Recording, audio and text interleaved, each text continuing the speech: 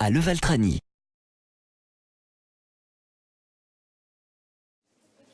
Une nouvelle journée commence pour toute la classe de Monsieur Benoît. Nous sommes à l'Institut Saint-Joseph de la Louvière, en 6e primaire. Et les cours de cet instituteur sont, dirons-nous, pas tout à fait comme les autres.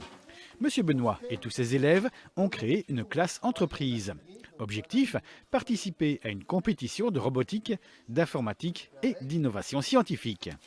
Alors le but, c'est que chacun va mettre ses compétences au service des autres en s'occupant d'une partie d'une entreprise, donc soit de l'administratif, soit de la comptabilité, soit de la robotique, soit de l'infographie. Au départ, moi, je me suis rendu compte qu'il y avait des problèmes de motivation et d'intérêt des élèves en classe et j'ai cherché un moyen de pouvoir les intéresser. Et au départ, c'était la robotique qui était intégrée dans la pédagogie.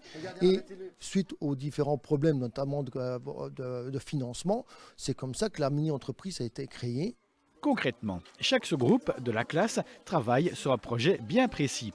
Les uns conçoivent les invitations à un souper, gèrent les réponses par courrier électronique, résument le participant en utilisant un tableur.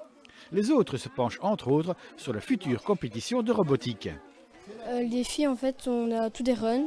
Et alors, on doit faire des missions avec les robots. Donc, par exemple, on va programmer un robot. Il va devoir, par exemple, prendre une sorte de tube, après le remettre, et voilà. Donc il faut programmer, il faut concevoir le robot aussi. Oui, il faut les monter, il faut assembler des pièces, les mettre dans des... C'est des Lego, mais un peu plus compliqué. Ça t'apprend quoi, toi, de participer à ce type de concours de robotique? À apprendre par exemple à coder et aussi avec les mains on s'entraîne avec le tapis de jeu, on crée des trucs pour que le robot soit plus facile, tous des trucs comme ça. Alors ici on dit que c'est une classe entreprise. C'est quoi une classe entreprise? Comment ça s'organise? Tout le monde a fait un truc, on gère tout nous, on envoie les mails nous, on fait le coup de téléphone nous, on fait tout nous.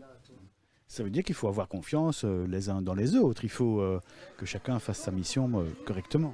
Oui, parce que si on se fait pas confiance, ça va être le bordel. Le projet prend de l'ampleur. Monsieur Benoît sort des murs de la classe.